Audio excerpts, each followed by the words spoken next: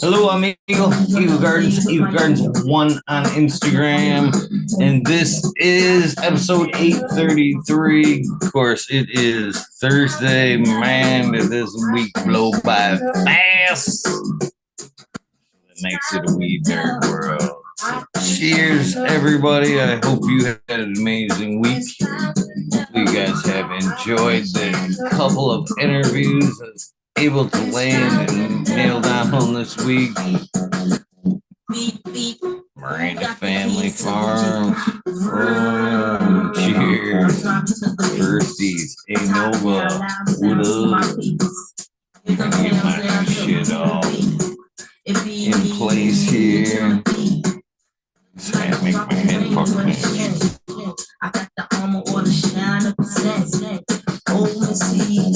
What you two smoking on?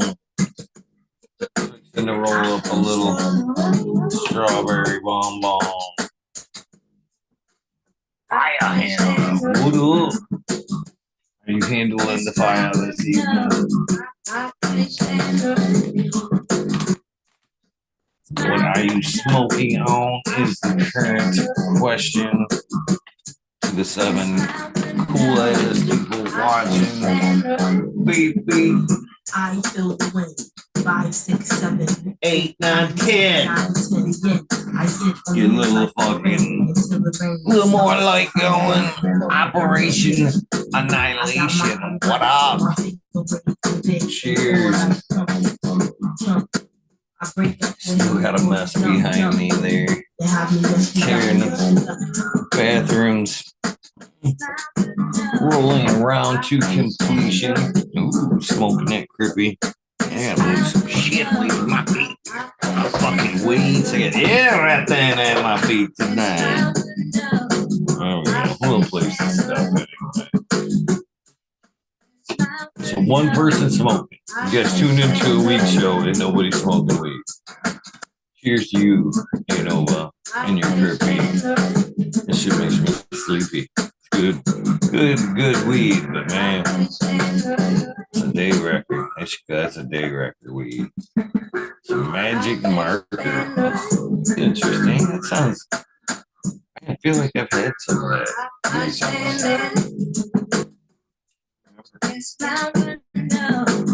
I can't stand the rain. What up, Can of Happiness? How you been, brother? It's been a minute. You should pop in one of these nights and say hello. It's a good dude right there. Can of Health and Happiness. If you haven't checked out his episode, it's a good dude. Jelly. Northern Lights always fire.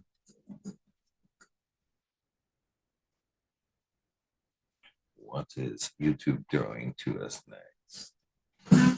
Oh, some more Missy. Some good ones. Some Super Boof. Pretty good shit. Man, I forgot my fucking roll. It's alright. I know how to roll. I'm a fucking stoner.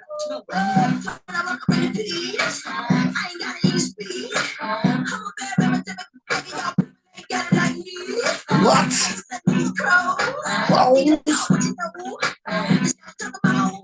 Alright, you guys bear with me while I roll those loopers. This is one of my treadmill music songs right here.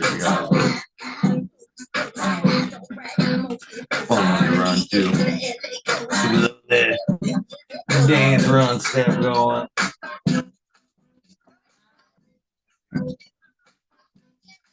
Smiley rolling in.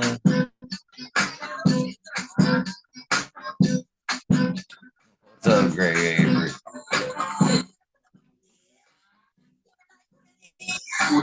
Yes.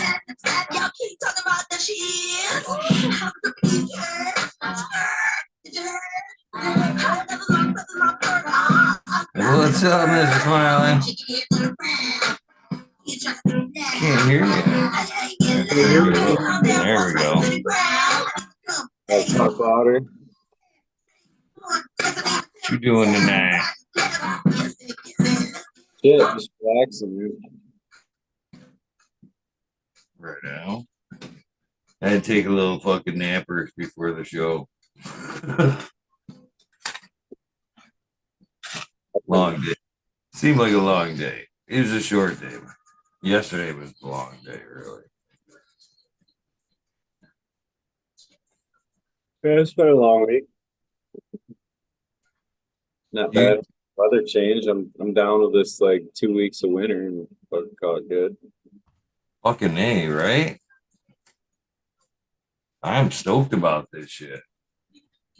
I'll take one more, at least one more year of this. I'm good with it. I could do this for, I don't mean to be like a Florida, what do they call those winter birds? Something Yeah. like that. Transplants. I agree. You spill water again.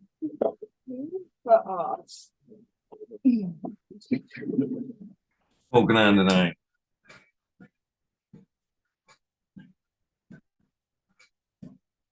You didn't spill some more shit on the computer, did you? Oh, man. We need to get Smiley a waterproof laptop.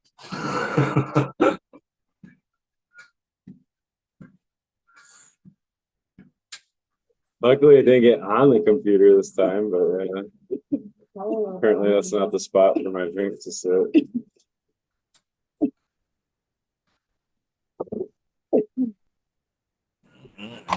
Oh, And, purple punch.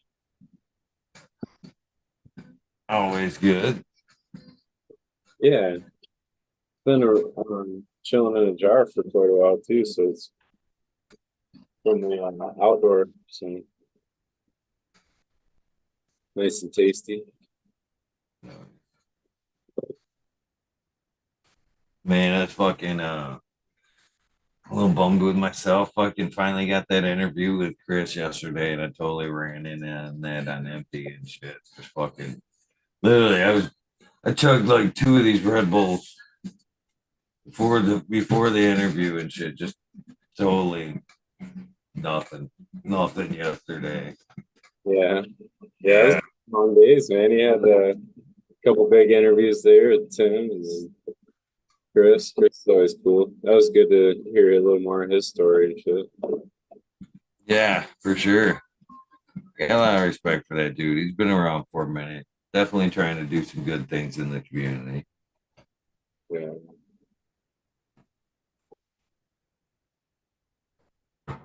Tim, that's right. That's his name, right? Tim from. Yeah, Emerald Call. Oh, I was gonna say he sure goes off way off, man. Like, wow, all right, we went from there to there. I know, and then he felt bad that we didn't talk weed at the end of the show, but I don't mind. I like getting to know people. You know what I mean? I don't. You know me. I don't mind them random off the wall. Let's run sideways for a minute. Oh, that's what it is. He's put some thought into some shit, so whatever. So he come up with. It's a good episode. I had a lot of fun with that one for sure. And I am. It sounds like this year's cup is going to be pretty awesome. I like the fact that it is like a comeback story this year on the 20th. You know what I mean? There's an anniversary involved, kind of a little bit of a comeback story. When is So it? April 20th? May 20th, or it's May 4th and 5th is when it is. Oh, wow. I don't know why, but I always thought they had it sooner than you would. Right. Yeah. For some reason, I always get confused it with it being the ball in December. Yeah, yeah. Cup's always. Yeah, I always thought it was kind of a fall thing too, but like May. That's are you going then? So you got plans? I've had plans the last few fucking years, man. Are we gonna make it I happen? literally thought I was on the plane fucking last year and shit. Yeah, that was pretty wild in your eye and shit. Yeah, and that's a blessing that's I'm where I'm at with that. But this year I again, I might want to get out there. That's been a life goal for a long time. You know what I mean? Even as a kid and all that shit, going out to see the Emerald Triangle was always there. Not to mention, especially now that I'm running and shit, man. That's another dream. I've always wanted to see the fucking redwoods. Man, if I could fucking do a couple miles, run through them fucking redwoods, and even take a little job with Miss Tim Blake, fuck yeah, let's do it. Why Yeah, not? that'd be cool. The only downside of that, and I knew it when he said it, is like the one night that's when we were talking or possible like weed nerd event there was in May. SoCal was thinking about coming up for the Fred Bear fucking thing here in Michigan and fucking All right. Yeah. that's tight. That's tight. Hey, if you go out there too, you probably go hang out in Mendo Do. They've been inviting you too. Yeah, true that. They had to take off last year. They went to the East Coast as I was going to the West Coast. I was like, oh, that figures. Right. Maybe that work out this year. That'd be cool as fuck. And then Chat was talking about let's meet up in fucking May. Let's a bunch of us do a West Coast like quick meet up. Yeah. No, I don't know, but yeah, I've always dreamed of doing that. And so would be nice to cross that off the list this year. And the fucking this year's already blowing by, man. 25th of fucking January already. Fucking I'm just blown away. Let's say that in like July or something. But Well, that's gonna be like take it out of January first. No, I was thinking gonna that be too. like tomorrow at the rate shit's going, man. Well, like the weather report, like the next 2 weeks gonna be in like the 40s and shit, off and on rain or whatever, which I don't have to shovel rain. So they what was I gonna say? You guys got any snow left over there? Oh yeah, we still got snow. It's all covered. So I signed up for that other race and I was like looking at the temperatures today. There's gonna be fucking 40-degree difference between this race and the last race. It's gonna be like 40 down in Frankenbooth for that one next week. I'm like, that's fucking summer compared to the last one and shit. right. Well, that's what I mean. Like, yeah, the next 2 weeks are gonna be in the 40s, and it's like we're already gonna be into February then. Like, winter can fuck off after that. When's that gopher shit come out? The third next Saturday, the day of I'm running and shit. Oh, really? All right. I'm on chasing. What is it? If he stays out, we're cool. I would imagine he's gonna be like, "Fuck yeah!" I'm gonna fucking find that hole. I'm gonna put like fucking weed around the hole. Come on, smoke with us, bro. Go for it. Right? Yeah, it's something about seeing his shadow. So it's a sunny day, and Yeah, we don't want that. We don't want more wind. Hopefully, it's a sunny day. I don't know what it. I don't even know how accurate that is. I would imagine they got some form of a trend on that by now. Like, Right? I'm sure they do. I wonder how long that's actually been going on. I don't know. It's on the fucking calendar. I mean, it's literally on the calendar. So it's Right? I'm pretty sure Bill Murray's still stuck there. So. right. I'm hoping for a good February. Another year older next month. Myself and a lot of other people. It sounds like Bingus. We're in a family of farms, amongst a few. I believe his wife's the third. Man, I know a lot of fucking people birthdays that are on February 3rd. A lot of fucking people's birthdays on February 3rd. Bingus was the second. Mine is the eighth. Fucking, but yeah, my brother's is 2 weeks. Always 2 years and 2 weeks from mine. So my birthday is a Monday. My brother's birthday is always 2 weeks later on a Monday. We're 2 years apart. Yeah. I think there was the end of the summer hurrah is how that works, or midsummer. That might have to be midsummer, right? February, we make midsummer babies. Yeah. Product of peak summer.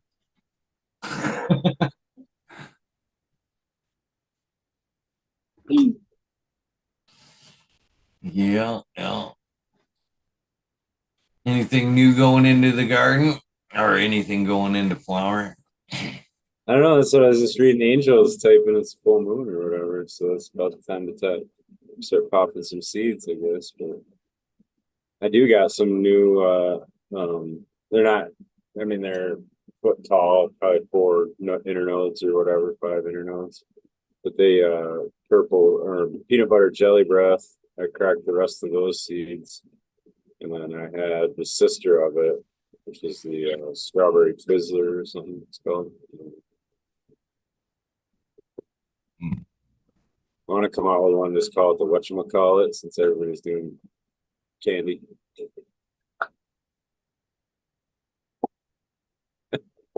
You're on mute. That is hilarious and coincidental. I was just in fucking Rite Aid yesterday, and I go up to the counter and do my shit, and I look over and I see a single whatchamacallit bar. And I look over at that, I look down, and I look up, I'm like, hey, I ain't seen one of those in a fucking forever. And now you're sitting here talking about whatchamacallit. That's kind of fucking crazy. Yeah, they're good as hell, man. I like the whatchamacallits. It's like a peanut butter, chocolate, whatever, crunchy thing. It's a whatchamacallit. Yeah. They are delicious, though. I haven't even seen one in quite some time. It's kind of nostalgic, to be honest with you.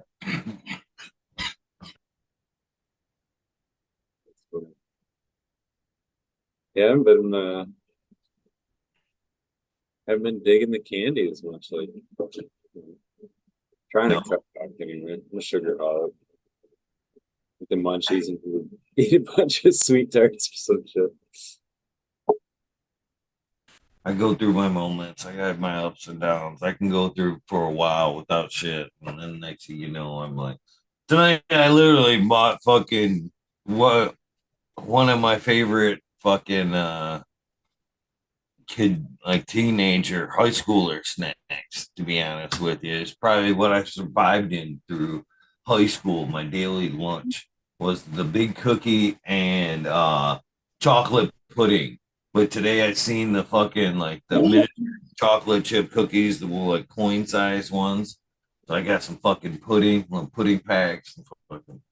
There's the spoon. That cookie is the spoon right there. Just bloop. And put no silverware needed. Just cookie and fucking pudding. And it's delicious. But it's a diabetes waiting to happen. Talking about weed strains, and then we go right into like our favorite candies. It's all related. It's the name game, dude. It's funny.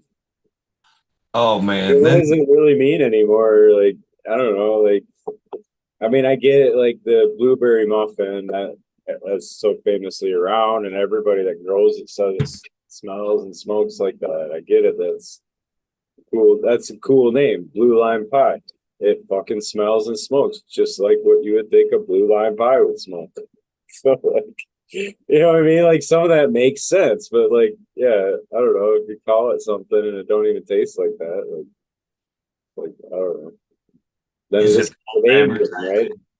Yeah, like the strawberry Twizzlers that I just popped, right? So if I don't find a pheno that tastes like fucking strawberry Twizzlers, like, you know what I mean? Like, is that just the name game then, or what? Like, I think when it comes to yeah, yeah, actually, no. Then I don't think it's necessarily a name game as much as if you're gonna put a flavor in there or uh Yeah, Yeah, it should vanilla Kush. It should have an fucking taste like underlining. vanilla. If you say it has, you're putting a taste in my mind. It should reflect that taste that you put in my mind. Now, if you call it like something else, like car crash, or you know what I mean, if you just give it a name, yeah, fucking it is what it is. But if you're being ballsy enough to tell me it's a strawberry fucking Twizzler or shit, well, yeah, fucking it better be something. There better be strawberry or some kind of candy, something. I would expect anyway, because you Right. might, Georgia peaches should taste like fucking Georgia peaches. Like, yeah. all right. The I would. wedding cake. I guess that kind of tastes like a cake. So, okay, now does that have to apply to the taste itself, or can that be aroma in general? Because sometimes shit don't taste like it smells. You know, Aroma or whatever. Yeah. so can you get away with like it just smelling like it and then tasting like rubber? Smells like strawberry Twizzler in the bag, but it burns like rubber. I mean, where can you like legitimately call, you know, Apparently, it don't matter. That's so, all right, you have me there. I don't know. I mean, I guess there are some that you know carry the name, like for real. Like even the peanut butter jelly breath kind of does taste like peanut butter and jelly. And maybe that is a what is that, a subliminal thing because you heard it, so like the vanilla kush, oh now it automatically tastes like vanilla because you said vanilla. Just like Miranda Family Farms here. I believe Maureen's mustache should taste like Maureen's mustache. Yeah, exactly. I don't know what that, but Burning hair, probably, it's got to taste like coffee and cigarettes or something. I don't know. Maureen? What's up, brother? What's up? Actually, Maureen uh doesn't actually taste like Maureen or a mustache. What does it taste like? Uh it actually tastes real similar to Capadonna's cappuccino strain, which is actually really good. I don't know, it's like like a fruity gas type mix of stuff. It's actually really good though. One of the top strains that I made so far, and I still got like 5,000 seeds left of that shit.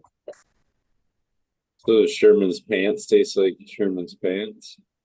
It smells like Sherman's pants, but it might not. I've never tasted Sherman's pants though. It very well could. I just spent fucking 2.5 days de-leafing my room. That was a huge project, way more than I expected. Oh, it can be. I That's what I neglected was doing everything. tonight too. I was just ripping and tearing. Do you scissors or do you go on their freehand Edward Scissorhands shit? I do both. I'll use my fingers and like lollipop and rip shit off the bottom to make sure there's nothing gonna come back. But then I'll go through like with the scissors and like kind of cut the bigger leaves off. You know the lowers where they get like stubble where they're trying to like start a new branch, but it's not gonna grow, You ever hold the end of it and just take your finger and go right down? Oh yeah. I actually do that at the end of harvest too. I call it blueberry picking. I'll just grab a branch and just pull all the bud right off of it at the end, strip it for like trim shit. Yeah, I used to be so careful with scissors and all that, trying to get in there and clip each little thing at a perfect 45 tight, And then you realize is all you got to do is pull down on the leaf, and the fucking thing snaps right at the stem, and there's nothing, there's no nub, no nothing. You just pull down on the leaf. Yep. If you need to, you slide your thumb up near where the stem is, and you push down there, and it just They usually just pop.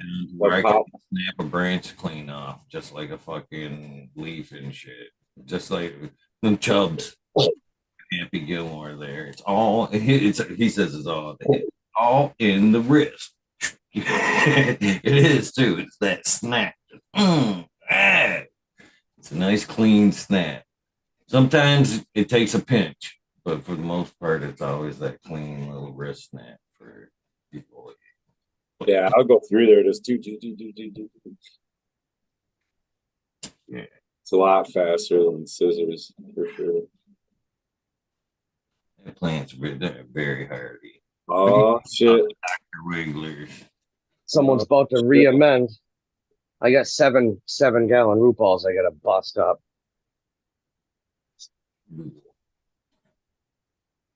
I like it. You're on the re-amend. That's cool. What's that? I like it. You're on the re-amend now. That's cool. Yeah, it's like save it. So I was just looking. So like to buy that much soil in there would cost me about I don't know, maybe like $200, but it's only costing me $50 to re-amend it. So it's $150 saving every tote. So it's 2 totes, $300 every time. You seeing similar results then? I'm seeing like just the same results, if not better, actually, because I've been so I'll re-amend with that whole bag of like plant food, but then I'll top dress with more like of the same shit. And I wasn't really doing that before. I was just using new soil and then adding water and top dressing with new soil. But it seems to be doing good. Yeah, they look good, man. Oh, yeah. This is a little baby just went in. It has to stretch, but everything looks green. What are you supporting with? Is bamboo in there? I have one bamboo right here because I fucking backed up my ass up into a branch, like right here. Yeah. But ain't nothing supported no more. They're just freestanding. That's sweet. It's freestanding, hell yeah. You know, I stopped using trellising because I bring a row in every couple of weeks, and if something does want to flop over, I'll give it some bamboo, poke my eye out. But if not, so I've been kind of like with these things, I've been topping the plants once and then just de-leafing to trim it. I mean to shape it. Just by de-leafing and like making the branches grow instead of the leaves bunching up and shit. It just kind of shapes the plant with like the most minimal training. And you can see this branches going on. Yeah, I do. Are you talking like taking the top leaves off the highest growing stem and just kind of encouraging it that way? Well, in veg, I lollipop it and de-leaf it in a certain way where it seems to like not grow leaves and grow branch out, if that makes any sense. It's all in the technique, son. These things are coming down the tops like tomorrow. Yeah, it looks nice. They're not really all the way done, but it's gets to be. It's fucking close enough. It's your time. The show must go on. This thing's not staying around. So what's the secret technique to this lollipop them is? Oh, that's gonna cost you. Oh, it's not a secret technique. It's just, I guess, just the way because I've been doing that. Like, I learned it from grandmaster level, like right when I was starting out or whatever, and I've just always kind of liked it and kept doing it. But like when they're growing straight up, if you take all the like the top 4 to 5 leaves off, like fan leaves off, it'll cause a shift in the oxygen and the plants will branch out, or they should branch out. But you almost got to take that top cola stem, you almost got to take it right down to like the very littlest grow, you know what I mean? Like the very littlest leaf starting to grow out. Yeah. Yep. Just one nice set of leaves, and then that first node, and then one beautiful set of fan leaves, and then strip everything from there down. But you're taking all the solar panels off. Oh my god. It's worth it. The plants need to have a pruning. I'm glad you said that because that's been a topic. Like I hear people saying that, like, "Oh, don't prune." But I'm like, they need to be pruned, man. You're crazy if you're not going to prune them. Like, I don't know. Yeah, they might not need to be pruned if they're outside, because then the leaves are like used for rain and wind and damage and bullshit. But inside, I'm not growing leaves. I want to grow branches, and then in Right. flower, I want to grow bud, not leaves. And the leaf's a solar panel as long as it has all the shit it needs to have photosynthesis happen. So like when they're stacked on each other where they're not breathing, they're not able to exchange vapor. Most likely they're not photosynthesizing and they're not a solar panel, then they're a drain, you know what I mean? Yeah, you see them, two leaves on top of each other, and you lift them up, it's all wet underneath. That's a fucking sign for you fucked up. Right. So, you know what I mean? that's why you have to prune, and the plants respond well to it. Like usually, there was a sorry, we gotta say hi to SoCal. SoCal. Oh, we scared him off. What happened, I guess? There he is. Muted. For some reason, there was a whole shitload of traffic, and I'm sitting out front, so I was generous and muted myself. How you guys doing? Doing good. Break time finally. I did a 6-hour straight de-leaf today before I took a break, just to finish it. You know what I mean? It was a 2.5 day project. Sucks. So, sorry, Operation Annihilation is wondering what stage. I do it all the way through. Like it's the other thing is like it gives a similar effect to topping the plant, just peeling them leaves off. But it's one of them things where it's a little different than topping the plant because you have to be repetitive about it. So like you got to kind of do it a couple of times to really get the side growth to match. But at the end of it, you should have that candelabra looking thing. It's just a different path to the same end, kind of. You know? I would agree too. I do it all the way through. A foot tall. Usually when from seedling, if I let that seedling come up, or seedling straight up foot tall, and then strip it down, is when I used to strip that bad boy down. And it's not like the leaves are trash either, because those things either go to my tortoise ain't gonna eat trash bags full, but he'll eat the fan leaves, and then the rest of the fan leaves go in my compost pile. Yeah. And what GML was doing was he was using that technique to get the plants to push out like that. So the side branches would grow and they would try to match the top branches. And then when he was going into flower, he would strip them down pretty heavy. And when you do that, all the bushiness kind of comes out of them, though, like come together and be like more straight up and down like that, because you take all the weight off all the branches that's pulling them out. And then when they'd stand up like that, he could stack them in his scrog a lot better. I think was what I remembered from it when he was showing it. Yeah. And there's a lot of leaves. Those leaves are sucking up a lot of goods.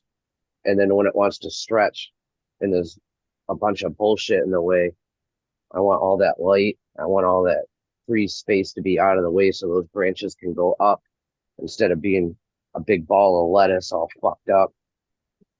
Well, and some of what I was kind of going to go off on is like the idea too. Like there was a advancing eco agriculture was talking about it, but like grazing pastures, it actually stimulates the plants to release more exudates into the soil.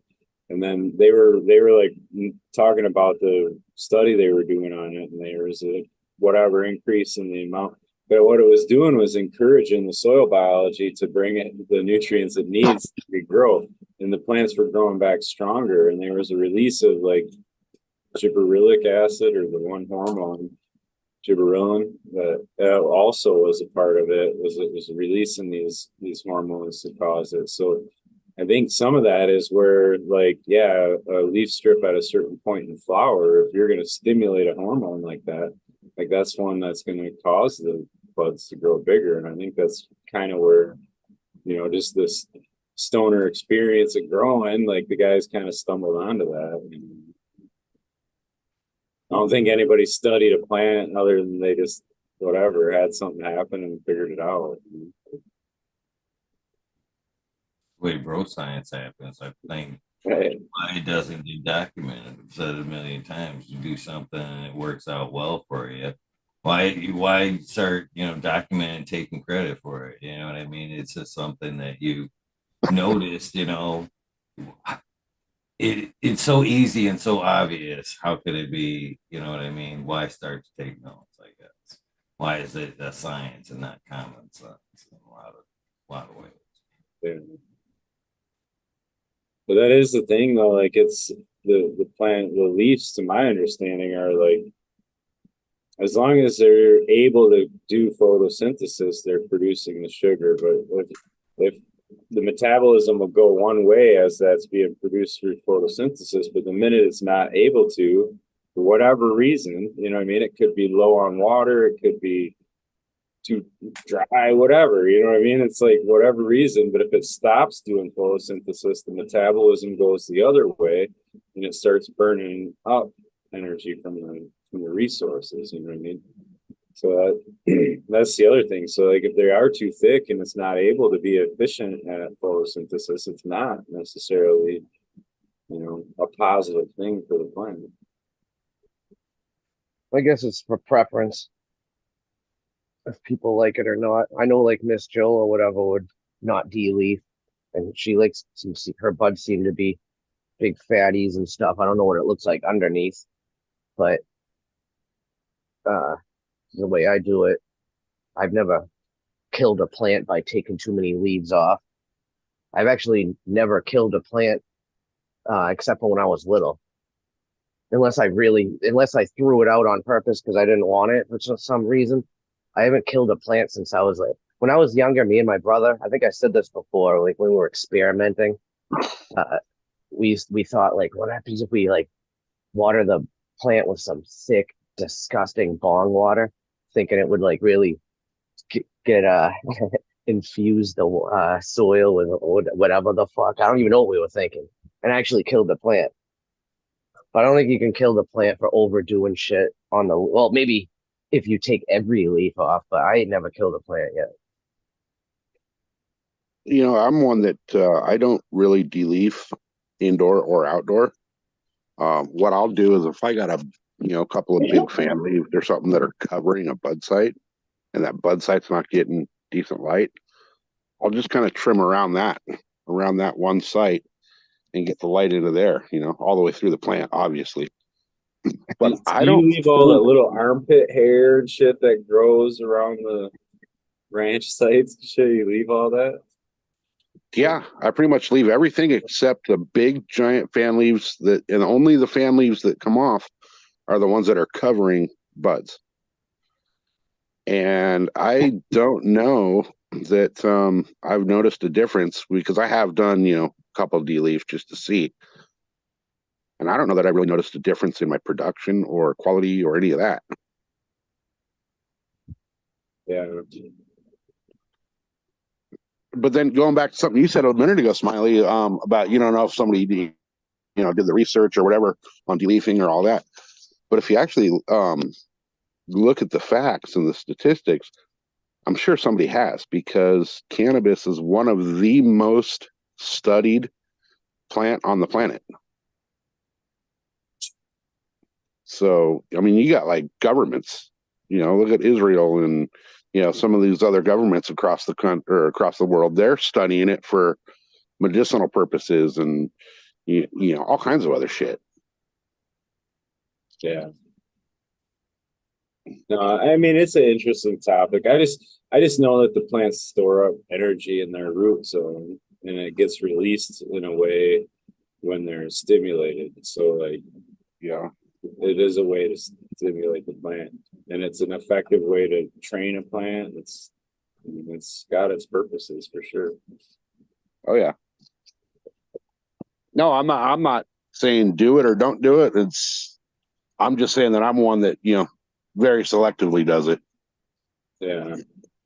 And there's different scenarios, but I like to, I don't know, man. There's so many of them little crevices where shit hangs out. It's just like, and it don't produce. You know what I mean? I get it. People like LARF for whatever reason, this or that, but it's still, it's like it's LARF, and it's like a That's where risk. the problems all are. Yeah, it's a problem area. You know, like I just like get it out of there. Like, I don't know. I'll buy the LARF or it's a problem zone, but these days with lights, man, LEDs, that LARFy zone isn't as LARFy as it used to be. You know what I mean? You can actually get a lot of solid popcorn nugs from underneath with LED buds these days. And it's nice to know that we're getting back to using simple terms like de-leafing, because when we talked about all this shit 30 years ago, when I had my garden up and going, and I was using terms like de-leafing, everybody scoffed and was like defoliating. It's defoliating, man. You can't say that. You're an idiot. It's a grow term. You don't know what you're talking about.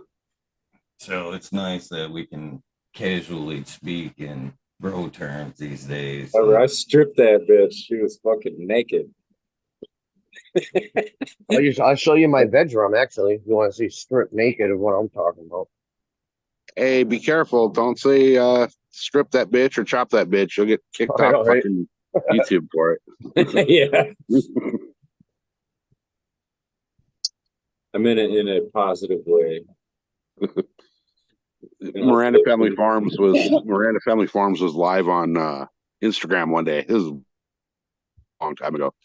And he had a tree in his front yard that was leaning about to fall like towards the house. And I typed into the chat, "It's time to chop that bitch." And immediately my account was fucking flagged, banned, frozen, taken away. Like, Yeah, couldn't get back into it. Look how strip that is. That thing's bare ass. They look weird because I just did it. Remember back when we talked about cow and we made him strip his garden live on air and shit? We were talking about like, yeah, that one, get rid of that one, all of it, get rid of that shit. And at first he was all like, I'll never do that again. I'll never do that again. Now here we are.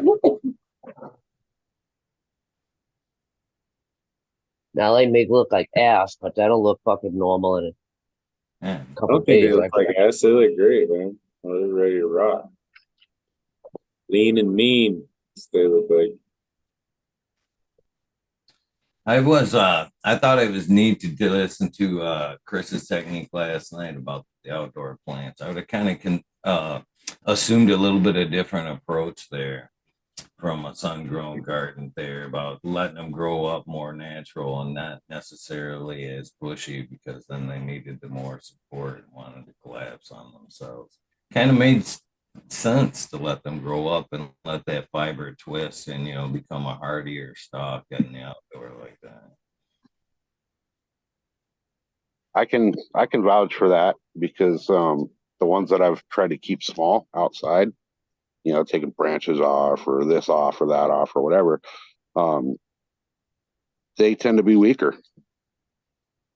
It seems like if I just, throw a seed in the soil and let it do its thing and, give it food and water and let it be happy for a while, it's nice and strong and I don't got to worry about them. But I've had some that I did take, a branch or this or that, and it's almost like they collapsed because I took it too early. And I have had negative results from taking too many leaves off. So there is a balance to it all that should be. All right, yeah, there is a good balance to that, and veg. I think there's no ill effect in veg. You know what I mean? There's enough time, whatever. But can you de-leaf too early and flower and cause ill effects? Fuck yeah. So when do you do it? I mean, for me, I like to get in there after the stretch. After she needs to get everything the proper height. She's got everything going. Now I go in there and de-leaf heavy and let all that energy from everything go straight into the bud and no more into making leaf or keeping that leaf, That's when I go in. It's about week 3 after the stretch and kind of clean shit up really well. Anything earlier than that, and I think you are, you're stunting your plant and that stretch. I liked what you had said earlier too. So early on, when I was doing it, was like in the first week, I would try to lollipop them so that they were going to encourage the tops to grow or whatever. And then, like you're saying, around 21, 18 to 21, doing, some of the bigger fan leaves out of the way, cleaning them up, not necessarily stripping them back, but that would have been when I would have stripped them back. And that's when I had problems with a couple of strains that really reacted negatively to it, so it wasn't, I dialed that back a little bit, and I've been leaving a few more on, I guess, but if you let the lowers, if you don't lollipop and you let all that lower stuff go, I do think you can have an effect where you're not going to get as big of a stretch at the top of the plant where it's like it's still stretching the same, right? But you got all this other lower growth that's getting some of that energy too, you know what I mean? So if you wanted to keep them stretched down, you wouldn't want to lollipop right away. Like you want to let the undergrowth grow and then chop it off. No, saying that kind of a break in the stretch a little bit. Yeah. We had talked about that before, but it does work.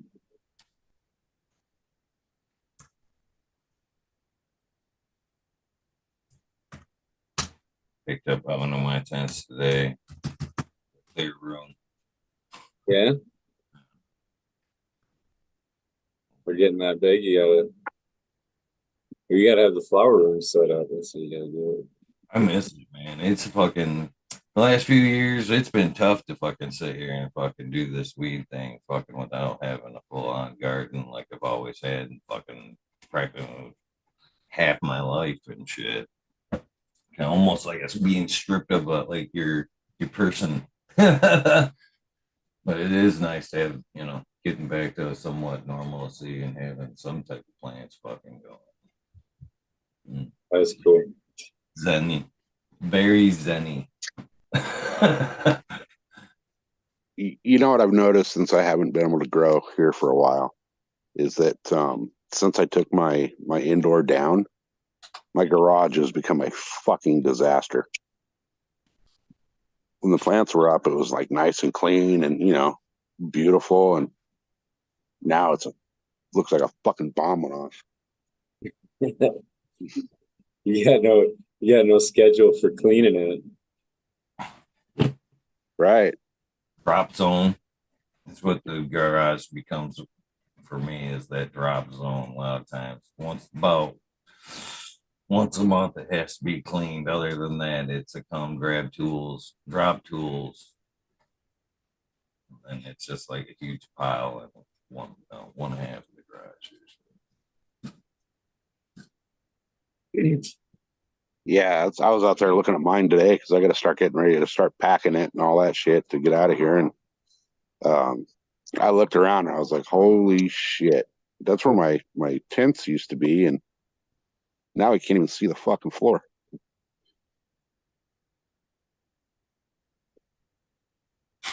On the bright side, the new place you might have a spot to grow, huh? That's a requirement. Yeah.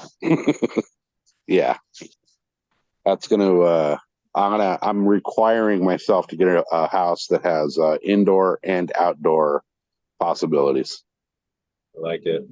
At the same time. So you looking to stay in Cali? Out of Cali or what? You gonna stay? You just got something to bitch about if you stay? Yeah, no, we're staying for a little bit. We gotta move out of where we're at. So it just kind of lit the fire under my ass to finally get up and go buy a place with some land. Yeah. So we're gonna stay here for a while. I mean, she's her pension and all that. She's vested in that. That's at this point it'd be just fucking retarded to walk away from it. Right. She's so close to it, and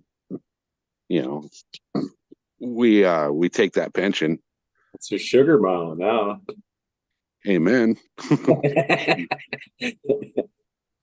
Hey, I was Captain Save a Ho for way too long. Now it's my turn. It's her turn. Yeah, but no, we're that's going to be a requirement. We're going east of where we're at, so we're going higher up into the mountains, and the indoor is an absolute mandatory, and the outdoor, even more mandatory. I want space, Well, I mean, you shit, I got these anyway and shit too. So yeah. Well, I got damn near Miranda Family Farms, Smiley's, and a few others entire menus sitting here waiting to go in the ground. So I need space to be able to, Hell yeah. go out there and open up like 60 packs and just pour, one pack in a row. oh yeah, Corn maze kind of stuff. I don't like their vegetables. Just like Yep.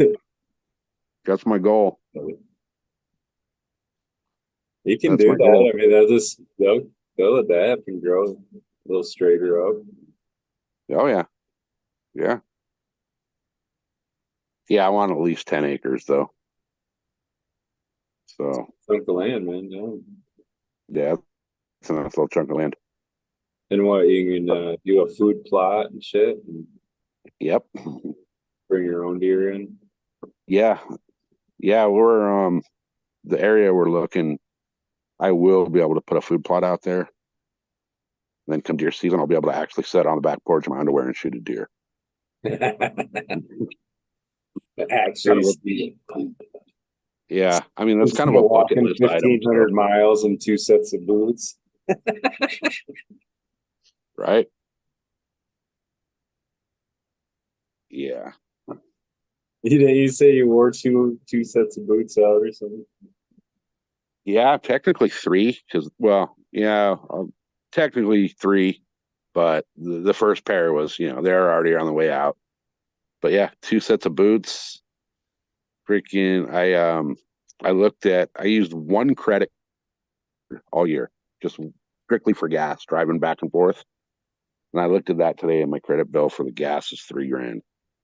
Jeez, that's expensive meat, bro. Yeah. It's cheaper for me to move to the mountains and put in a food plot and just have them come to me this way. Yeah. But that food plot, that'll sustain, not only that, but I'll be putting, there'll be some freaking Smiley's Angels planted around there too. Okay. The cannabis brings in the deer, don't it? Isn't that what it's about? They come Oh yeah. Oh yeah. They'll come eat the shit out of it. It's good for them too, from what I know. It's one of the healthier. It's probably why they eat it. Like, it's got a high nutritional value to it. So they'll go off on it. They'll chew the hell out of it, eat it, but it'll still stay alive, and all they're doing is trimming the hell out of it for me. well, that's how I get my ones.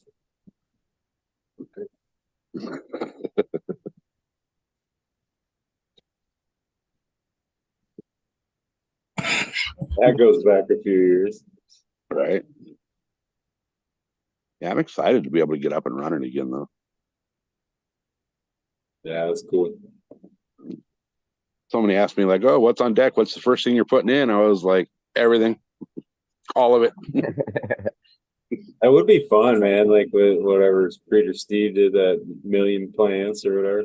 I get it's a lot to keep track of or something, but it would just be fucking fun to take the whole library. You know what I mean? Like all of them. Yeah. Just hedgerows all the way around your property. Yeah, and just see what they all are, Yeah. I don't know if I'll have room to do them all, but there'll be a whole bunch. The only problem with that is I don't know that you'd be able to have the ability to, like, you'd have to really be on your game to try to capture the real good ones out of each one, or even be able to, Oh yeah, And Yeah, 100 different strain packs, like 100 different strains. Do you even want 100 different strains in your library? Like, you know? yeah, you're going to be, working 3 full-time jobs, basically just taking care of that. But you know, you're working 3 full-time jobs, just taking care of your freaking garden. It's hard to keep 40 strains in them. Cheers, Bingus. What's up? Cheers. What's up, Ethan. Angus? Cheers, guys. How are you? Good, man. How you doing? Good. Just enjoying the conversation. Thought I'd join for a minute. Yeah. Hi, Eagle, Lisa. those purgatory seeds still kicking around? Yes, sir. I can't believe the net get it or the lack of response. Because I'm gonna need that. I'm not gonna take the poster though, because I'd rather leave that for a weed nerd that doesn't have one. But I'm gonna have to DM you to figure out how to make that work. Right on. I get Yeah, you. Seth, you better be quick on that because I might just DM them and take them all. They're still sitting there. What's the cross on the purgatory? It is, I want to say Hell's OG in Quirkle. Yes, you're right. Yes, that is right. Let's take a peek right here. The, Purgatory. Hell's OG with Quirkle. That's what I said. nailed it. Oh yeah, I said you're right. Nobody listens to SoCal. What was the Quirkle? What was the Purple Urkel and shit, I don't remember the other one. Or can't find it as a stupid phone.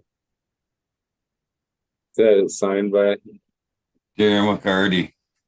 Oh, nice. There it is. I gave him a It package. That's right. It does go back to the Space Queen. What was the flavor on the Quirkle though? Like, Quirkle's like the ones I've had were all like some sort of I always got like a chalky grape or some shit. oh, Yeah. that was the grape one was the Quirkle. Yeah, yeah. Yeah. All right, so that'd be like grape gas then, right? The Hell's OG's gotta be a Definitely fell under like Tastes like grape salt water taffy. big Yeah. brought that purple. and it's what, $10 and a poster? That How many strains did I send you? SoCal, about what, 5 or 6 plus the Fuck, post. a lot. Yeah. was basically Wow. postage and fucking poster and 5 strains. So it's what, for $10, it's $2 a pack. The sad thing is, even at $10, I couldn't even give it away. Right? Yeah. How sad is that? Hey, I'll put in an order for the rest right now. I'll take the whole lot of purgatory. Yeah, $2 a pack. Fuck, man. Has anyone that's gotten the purgatories gotten any to pop? Because I got I did 20. It was like last year. I did 20 purgatories, 0 popped. So I'm just wondering if anyone out there got these and popped any yet, and if so, did they get them to actually open up?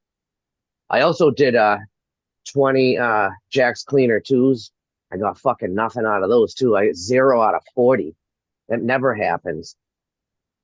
It's a bad hit, son. Oh, they're pretty old or what? Bad. I started 2 of the purgatories right when I got them. Like I went from the mailbox to the garden, and they got about 2 inches tall, and the cat went and freaking decided that was the perfect spot in that little bed to turn it into a litter box. Huh. So he tore them both out, but they did start. That's positive assurance. It's possible. Yep. Mm-hmm. Yeah. Well, shit, man. I'm gonna have Yeah, to- behind you there, Bangus. Some chunky stack nugs. Beautiful. That's it's the Bingus OG. It's a cross of OG Kush and Bingus Smile. I'm pretty Oh stoked. my God, really? I'm pretty stoked about it. Yeah, dude. Looks nice. Oh, yeah. Yeah, it should be ready in a few days. It's about 56 days. This is day 48, I think. Still a few white hairs. That's big chunky buds, man. But, dude, I had to wire it up.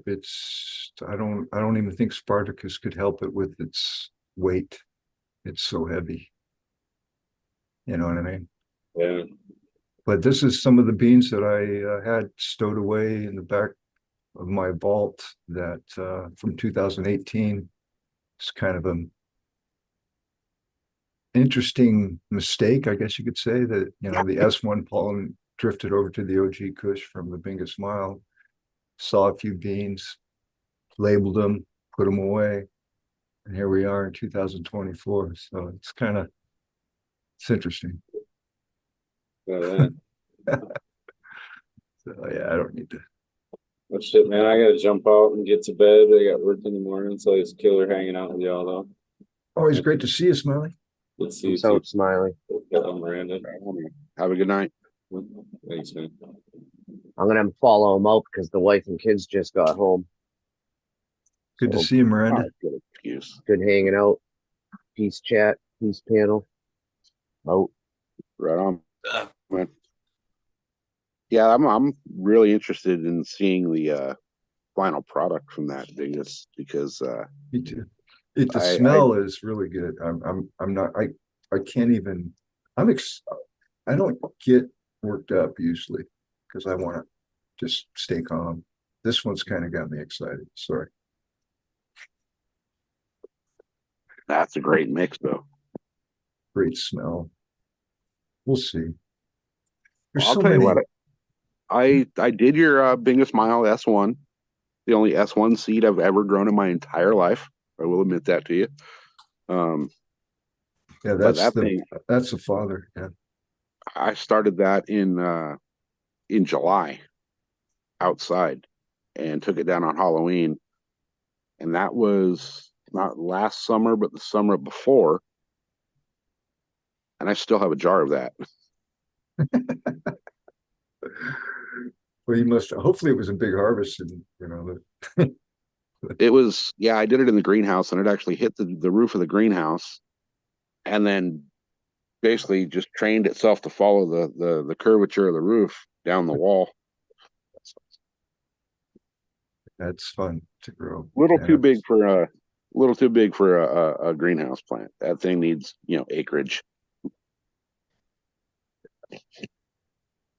I appreciate you growing it. Thank you.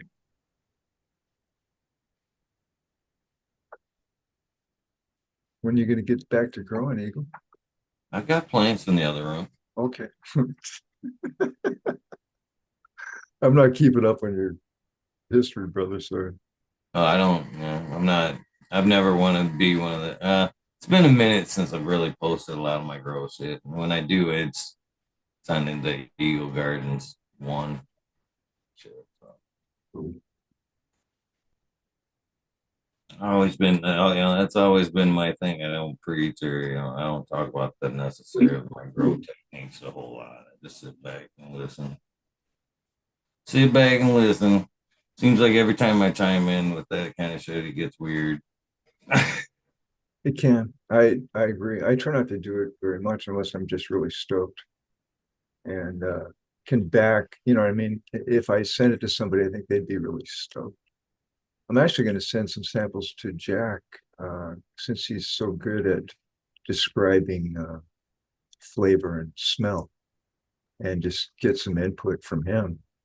Because I suck at that, dude. I can't.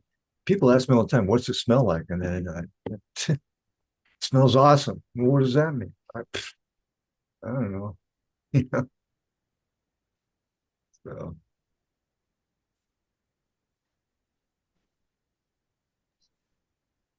You ever, first thing in the morning is always the best time I find to try to nose a strain or, try to come up with the best flavor profile that matches what's in my mind. it kind of, I don't know. Maybe you're right. I'm sure you're right, but I don't know. There's very few out there that I can tell you, hey, okay, it tastes like this or it tastes like that. You know, um, It's there's a that certain sense that I just love to keep smelling. I'm just like, oh my God, that's so good, you know what I mean? And that's my description. It's like, dude, I can't stop smelling it. It's so good. But Jack has a way of describing all the different flavonoids and everything. And it's like, here, tell me what you think about this, you know, honestly. I mean, he may not like it, which is fine. I want to know, you know, I like feedback because I'm not always correct on what I'm, you know, you get attached to things like it's your child and, you know, like showing baby pictures.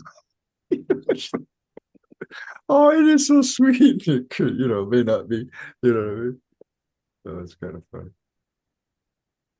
well, this is the Bingus OG at 16 weeks. Yeah, it's funny. Yeah, I've never been good with the flavor profiles like that. The only two that I can tell you for certain, well, three, um, that I would say tasted like something else was the Eagle Cut of Cuvée. Was like Oh, sipping on a hot chocolate with cherry in it. nice.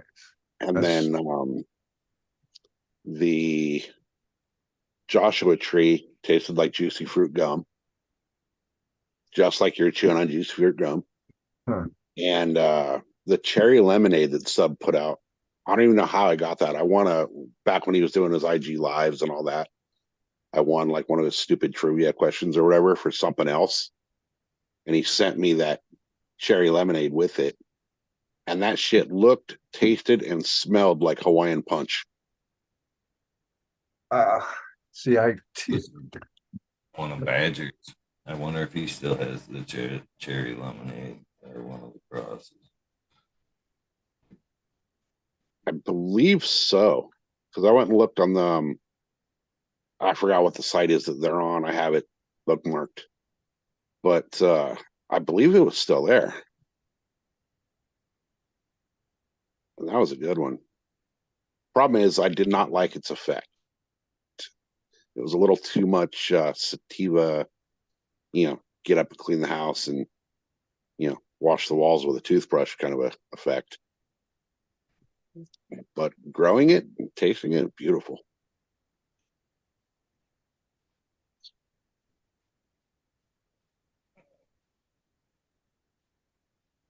But then he asked me what the Bingus Smile tastes like, and I say it tastes like really danky herb. yeah, I mean, Or that's kind of my descriptions and stuff. It's like, yeah, it's gassy, it's kind of fruity. I don't know. Always yeah, end it with, I don't know. What do you think? You know what I mean? right. It's that's why I kind of like, dude, I've been reading some stuff on IG where people really describe things. And I'm like, huh, you know, the things that they come up with, I don't even think about when I'm smelling it. So I don't know. It's just interesting. You know, get a little bit of feedback. You doing okay, Eagle? I've been in a weird spot all day, to be honest with you. I've just had anxiety through the roof since the time I've got up and just You so is it can you pinpoint a reason for it? Or? other than the 50 cracks I just released in my neck. No, no, I don't know. No, fingers, I don't know. I just sometimes you just wake up and you just, and when I'm off days when I've been I'm off, just kind of super anxiety, fucking kind of ridden days. Tried to shake it. Actually, I tried to shake it, took a little nap earlier, and Yeah. I don't Well, know. you know, Thanks for asking and noticing though. yeah. I know it's been thick. It's been thick all day long. No, it's yeah, I I'm observant, I should say. But I've also been in those situations. That's why it's pretty easy for me to identify in others because I've dealt with a lot of anxiety and shit in my day, but lately I've been pretty chill, you know, taking a lot of oil. I'm making some more oil today. Unfortunately, you know, I'm one of the naturalists. Fucking Angel yells at me all the time. I can be in like just terrible pain and refuse to even take ibuprofen. So when it comes to anxiety and shit like that, I think my only two reliefs are actually to smoke as much weed as possible, which hasn't seemed to it's numbed it a little bit, but not necessarily taking it away. Sometimes mindly run, you know what I mean? Just aimlessly get that anxiety out. It's Have you ran today? meditation. Meditation works, but I haven't been able to get into that click again here. Have you been meditating, Bingus? You were on like Oh, dude, I meditate daily, sometimes run there for a while. twice a day. I mean, sometimes it just depends. Every morning I start the day off with about 30 minutes of deep meditation. And then sometimes at night, depending on how the day goes, I balance it out at the end. But I do a lot of different techniques. So man, I'm alone. I have the time to dedicate to affirmations and writings and self-help shit because I'm extremely fucked up. And I've spent pretty much my whole life trying to fix that. And so when I have time to do that, it makes me feel good. It makes me feel like I'm getting somewhere. Well, I tell you what, buddy, I appreciate it because just calling out the elephant in the room, you know what I mean, helps. You know what I mean. Just kind of talking about it just now, I just kind of released a little bit. Yeah, I can feel it. It's shit people don't like to talk about. It's shit people don't like to talk about. It. Everybody deals with anxiety. You know. That's right. That's right. And unfortunately, you have to do it on air. You don't know how many times you guys in the last 4 years that it ain't always easy to come sit in front of this motherfucker and just. Everybody has bad days, and sometimes fuck, there's a lot of days where I don't even like to talk. I can be with one of the most quiet, least spoken words motherfucker you can meet. And man, yeah, some days today was one of them days, man. I couldn't fake it to make it if I wanted to. Not that I ever do, but you know what I'm saying, Yeah. Silence is golden. I mean, I've spent a lot of time alone, so there's been times in my life where I've gone for days without really speaking to anyone or saying much of anything except maybe a grunt or a groan, here and there. The time I spent alone, I also tried to go 24 hours without just being blind, which was really awakening for me. But I've tried everything, man, to fix myself, to try to jolt this fucking vehicle I'm in back into some kind of balance. And now that I'm getting towards the end, and the tires are getting bald, as well as my head, things are starting to kind of balance out for me. I'm very, very grateful. The stem cell treatment really relieved my mind of the pain. I didn't realize how much, psychological pain manifests physically in your body. All right. And it comes in the weirdest ways. Or it'll hitch a ride with an injury that you have and inflame it. And believe me, I have dove deep into this this subject, and I still, I have 42 affirmations that I say 3 times a day. I mean, I can go through the regimen. It would take long. It would take me longer to tell you the stuff that I do to fix myself than it does for you to read the names at the end of the chat, which takes quite a while. And so yeah, man, I'm with you. If you ever need anything or need a and I'm always around. You got my number. Yeah, I appreciate that. I really do. Yeah, in fact, you kind of touched on one of the other things too. Throughout life, that Zen place, the garden, that I've always known that is most people's. That's the release right there, man. Looking through the garden, and just Yeah. plants usually suck that shit out of you. You know Yeah. what I mean? No, That's totally. kind of one of the things as we were sitting here talking, I was listening and I heard you mention the growing, again, you know, if I don't get back to growing soon, god damn, I might just deplete and beat the shit out of this motherfucking vehicle. You know what I mean? If that's my only release, then I can't lose it in the this tiny little tent that I got going, right now. It takes like minutes. I can only stare into that little fucking tent for so long. You know what I mean? Need the plants, the room. I did, dude. Between the plants and my cats, yeah. I mean, there's you're talking total truth. I mean, there's so many unbalancing things out there in this fucking social program of separation that we're in. I always go back to that. I don't mean to keep repeating myself, but we're in a society of separation, and unity is trying to burst its head back, but it's going to take a while, and things got to crumble around us, and hopefully we'll see a new sprout come up. You know what I mean? But it's hard, man, to walk out there in the world. I don't know about you guys. I don't drive very much, but that is a huge anxiety for me these days. People, I think, are out to get me. Fucking A, man. People blowing through stop signs. 30-second turns, where someone's turning and it takes them 30 seconds. I'm like, what the fuck?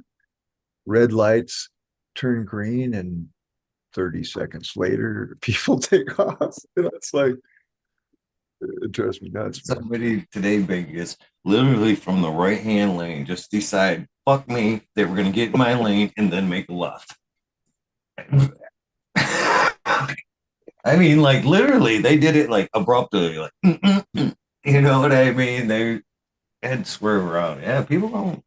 People Dude, can, my boy is a FedEx driver, and he comes home with war stories and shit every day. And I'm like, oh my God, I couldn't do that. I really couldn't. He's kind of like me here. Now imagine doing that on two wheels with no That's big cage around you.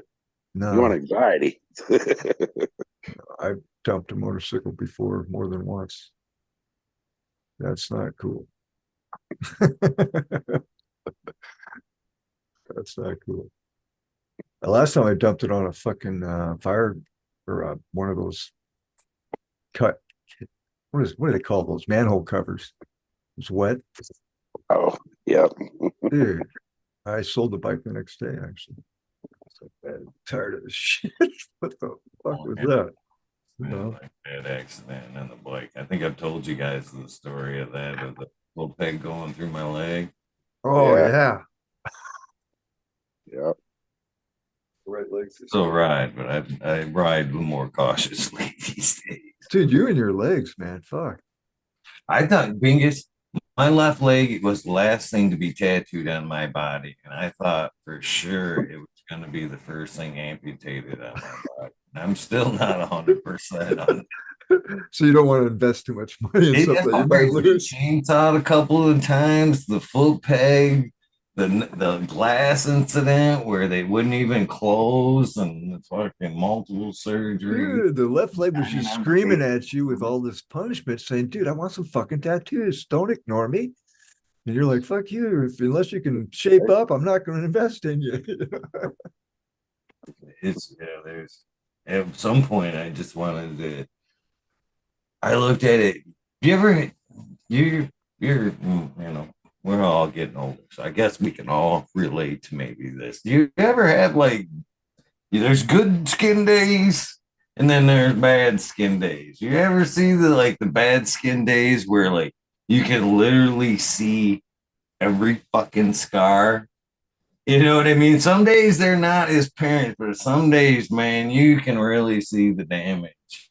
And there's been I looked at that left leg and I was like, oh shit, man. Look at it all. I was like, yeah, I gotta cover that shit up, man. That's nothing but bad memories there, yeah. Yeah. I my skin's getting way too loose, basically. Put it that way. I need to shrink it back somehow. I'm not sure how that's gonna. I don't think it's gonna happen. I don't know. I'm noticing though lately that like my hands bleed a lot more than they ever did in my life. I gotta be in the garage and I'll bump something and I freaking skin my hand. I'm going, wait a minute. Wait a minute. That shouldn't happen. I ran into a cardboard box. Why am I bleeding?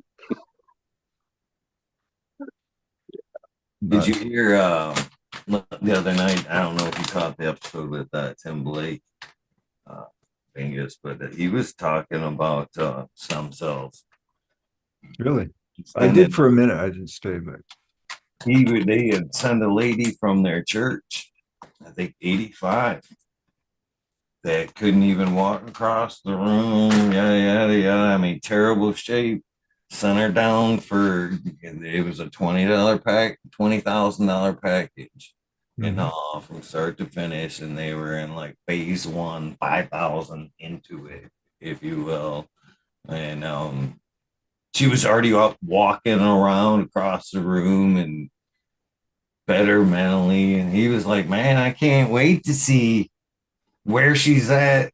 With $20,000, the final stage is she's going to be running circles because we were also talking about Russia. She's going to be running next to us and shit. You know what I mean? At the end of this, which led us into a nice little conversation about stem cells in general, but it's pretty wild, man. yeah, it's still working. I'm still improving. I'm still waiting for my left hand. Dude, I could not. That's a fist, but my finger can't quite close. My first finger. So, but every morning I'm like, fuck, it's getting a little better. It's getting So is that like? I don't mean to cut you off. It's just no, please. Is it like in that instance now that you've had like a good dose and it's pumping through you now? Is it like a shot like directly in that area? You know what I mean? If when I was talking to my doctor, I had a 6-month review. I asked her something like that. I go, I think I need like a direct shot. She goes, you need to wait. See, if they were out to get you, man, she'd say, yeah, come on. No, she says, you need to wait at least 2 years to make sure that it doesn't, heal 100%. She goes, you're what, 75, 80%? I'm like, more than that on my hand, but overall, yeah. And it's just, they meticulously, I mean, I don't just get interviewed with one doctor. I have 3 doctors that call me individually and ask different questions because they have different specialties about what they're doing with the stem cells. They are trying to reduce the price of it, which would be magnificent. If we could get it here in America, dude, as long as the AMA is invoked within our society, we'll never see it here. But it's probably the biggest thing that's helped me. My neck has no pain, Eagle. My neck has been severely broken. I've had 3 major surgeries, 2 fusions. It doesn't sit straight on my head. I'm slightly tilted. My balance is off, but I don't have any pain because the joint has grown back. I mean, the disc, and as long as I'm careful, it should last. She keeps telling me that. She goes, you don't, hang on. She goes, that's the problem we get with these UFC guys is they want to come back in like 6 months because they just got their ass kicked again and they want to fix shit. And it's like, you got to wait. You got to wait. Let it do its job. But if you have the type of injuries that I still have, and you're in much pain, and you're thinking about buying a car, just invest in the vehicle that you're within. And then you'll be able to live longer, is my thinking, and save up for a nice 55 Chevy fucking pimp. You know what I mean? Anyway, I like old cars. I'm old. I like old cars too. Dude, you can stand inside them and fix them and shit. Of course, nowadays they put these engines in them that are just like, holy fuck. They would have never thought of putting this in this car before. My old fucking I always had some Chevy trucks. I'm always been a Chevy truck guy, even though now I have a Dodge. But up until there's a phase where I My wouldn't dad was Chevy truck guy. He never, nothing but 70s, Chevy. 80s, you could literally change that starter from above. Yeah. That's And fit inside that whole thing. Yep. That's what the same shit he would say. And he had a 55, he had a 63 truck. We had a 48 before that. That was before I was born, but I saw pictures. And he was a body and fender mechanic. And I had to actually utilize him a couple times fixing this truck that he lent me when I crashed it. Shit. I thought, dude, my dad was heavy-handed when I was young. As I got older, he was like, dude, don't worry. And he wouldn't say dude, but he'd say, don't worry about it, boy, we'll fix this. Shit, within 3 days, it'd be all pounded out and brand new. I'm just like, wow. And I'd go in and try to help. He goes, boy, you see these hands? And they're just filthy black, right, with everything. And he goes, I don't want your hands ever look like this. He goes, I don't give a damn what your grades are. Make sure you're in school because something will rub off on you. And I don't want you in this garage. That was my old man. I mean, old school fucking yes, sir, no, sir. You know, you'll contribute. If you don't, you will get your ass whipped. So it was interesting. But I'm thankful, grateful that now actually my grandson's name is after my father. And he was quite an influence in our whole lineage. 1907 guy that came out of nowhere. Getting me reminiscing. I must be high. Sorry. What are you smoking on tonight? I am smoking on. Are you ready for this? Mm-hmm. Blingus. Blingus. Nice. The Blingus. Why? Because there's everything but the kitchen sink in it. And it's marvelous. It was platinum cake, raspberry, double white cheese combo. So I impregnated a raspberry and got a nice male. So I got a double, I call it double raspberry male. And then I did that with the platinum cake. And man, oh man, Lingus. Fun name. That's what I started. I was looking at all the genetics because I wanted to see what each one. I mean, it goes back to wedding, whatever. I got it all listed, but there's so many genetics in there. I'm like, wow. Fortunately, I only had a few seeds. I don't think you want to do a pheno hunt. You probably find all kinds of craziness. We were talking about that earlier in the episode there. I mean, how much should the name actually reflect? I mean, we were talking about like if it's earlier on, if it suggests a flavor, it should kind of reflect the flavor. But in your case, like Blingus, you know, I mean, I don't know. I mean, I like funner names. I think I would almost rather have a funner name that may or may not reflect the strain itself, just because it's like fun to say. There's some terms that are just fun to say, and I'd like to share. I may have offend somebody in chat or some people in chat right now. Disclaimer. But I was at a party not so long ago. Not a party, but like it was what was it? It was a full moon party or something. We were sitting out smoking mushrooms, or not smoking, taking mushrooms, smoking weed. One guy says, he kind of coins the phrase, probably it may even be a phrase or word before this, cunty. You're being cunty right now. And Don't steal on that. yeah, I've been using it ever since. That's so I love fun names or words and they're fun to say, and that's a kind of fun one to say right there. But so yeah, Blingus is fun to say, you know what I mean? So I think, yeah, I don't necessarily think it has to reflect the name.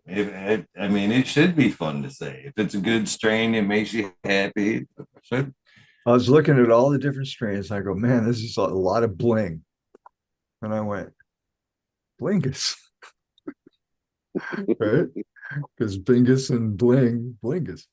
And that's just it. Bingus is a slang word for weed. And I'm kind of glad that I chose it because it allows me to be somewhat unique. But what's in a fucking name, man? It's I don't even give something a name unless it's worthy to repeat. You know what I mean? And this one, I'm definitely going to grow for a while. It's very good. So, and I'm hard to fucking please. So, I don't know. I got to hand it to GML and his lights. Those lights I'm using are pretty damn good. I think the far red is doing something. But now I'm not a big LED scientist, but a lot of people are saying, well, at the wattage you're using in the far red and all that, you should be running CO2. But I don't run CO2. And I seem to do pretty damn good. So I don't know. To each their own, I guess. That's why when people start splitting hairs and like, this is how it's done, and this is the science and stuff like that, I'm like, dude, I really go by the finished product. I have a plant that I threw away today because it just did not impress me, and in no way, shape, or form. I just said, okay, sorry, thank you, but no thanks, because that you just got to keep going, man. Not everything's going to be a winner. I got 2, 3 more that I'm looking at. They're like, yeah, I don't think so, But if you don't look, how are you going to know? If you don't, I may say, if you don't pick that rock up, how the hell are you going to know what's underneath it? And this is no joke. I have a box of snack cakes in the other room that made me giggle like a small kid, and I actually had to double back and grab the box. And I was gonna come on and say,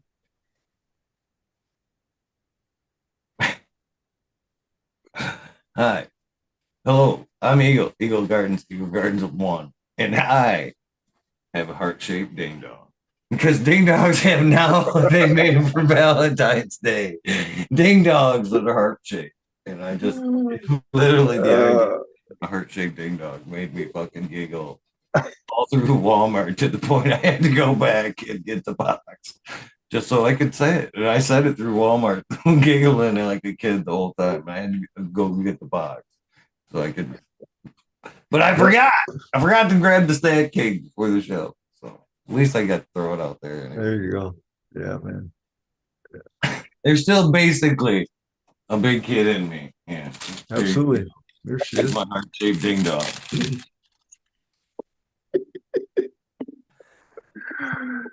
Yeah. Yeah. Still big kid at heart. No, that's the key of defeating anxiety. Yeah, comedy. Absolutely. Comedy cures everything. It does. Meditation helps. There's so many things, but in the moment, there's so much, I call it novelty. My son and I, what kind of novelty did you experience today? In other words, what fucked up shit happened, right? And it's just, we're trying to be, intellectual about it, but yeah, what fucked up shit happened today? And as a FedEx driver, dude, he's got some fucking stories, man. Within FedEx and the days, fuck. He's on. It's a, you know, it's kind of an interesting job because it's uniquely different every day, but you have to stay within a regimen of operating procedures, what have you. But my son's a fucking lead foot, man. If they give him an 8-hour job, it's done in 4, you know. So he's definitely taking his breaks and not working any overtime because his motivation is freedom. It's like, I'm going to do, you know, he'd be a great guy for piecework. You know, just, what do you need I want to done? get back to my day. I don't care what the task is. That I want to blow through it and get back to my time. Exactly, brother. Exactly. And I'm the same way. I was very good at piecework. I could do quality work quickly, but not today. Not now. Sorry. That was that. Now I take my fucking time. Nobody makes me go very fast anymore. Running, no, I don't do. I take the crosswalk. And I've actually been. I had a what was it called? There, it was an Obama prevailing wage job, setting windows. That was an amazing job. And so I was making $45 an hour to set windows, window glazer, basically. That's nice. When that was, yeah, loved it. Yeah, you can get me there. In fact, I almost cut this finger off, this middle finger right here. I've told that story about the ring saving my that finger from being completely chopped off. First day, they couldn't get me to go home. I went to the hospital and came back to work. I was like, yeah, $45 now. You ain't sending me home for shit. You know what I mean? You are not getting me out of here. And so I kind of got voted off the island on that job because we kept getting further and further away from my house. So the drive, you know what I mean? The drive, it got to the point where it was like 2.5 hours each way, and we were putting in like a 10-hour day. So again, back to I want to get back to my life type thing. You know what I mean? I became probably the most efficient fucking window glazer they had. And we worked in teams, and they'd be like, fucking the rest of the team be like, slow down, man. I'd be like, fuck this, man. I got shit to do. I got a garden. I got to go take. I was still, you know, they were reminding, well, I'm not saying too much. They were, you know, let's take care of the crew. You know, I got shit I got to do. I got to go home. You know, nobody liked that. You know, everybody else wanted to stay. And yeah. So that kind of mentality got me voted off the prevailing wage job. That kind of sucked, but it was good though because it was so bad for me. I was literally falling asleep on the way there. I mean, it was everything I could do to get there. We were putting in some hours, plus garden, plus life, plus. I'll tell you what, I did windows for a long time, and back in my earlier days when it wasn't so hard to climb ladders and lift that shit out the window and all that. But me too. Once you get your groove going, man, yeah, those things fly if you do it right. Make money. Windows are the fucking them are commercial. Those were commercial windows where you like put the metal frame in, set the pane, and then snap. Yep. We used to do all the hard jobs because they paid tremendously, you know, and we wouldn't buy scaffolding. We'd like hang a board out the fucking window and do it like that, chain in and from the roof, and just take all kinds of shortcuts, do quality work, and just chain. You know, be done before everybody else. Big old fucking like 10 by 20 glass panels setting them. That's fucking nerve wracking shit right there. I work with guys that practically lost arms and it's dangerous work at those levels, especially the heaviness. I put the doors in the Seattle airport, the tram doors, 275 pounds each. No fucking lie. And we had a project. It wasn't my project, but I was working on that. Fucking hey, dude. You knew you worked a day when you did that. And man, we had to get it all done like in 10 days. This one section, we worked our asses off, but the paycheck, holy shit. Yeah. Working on the airport, yeah, you're getting paid. Oh, fuck. Yeah.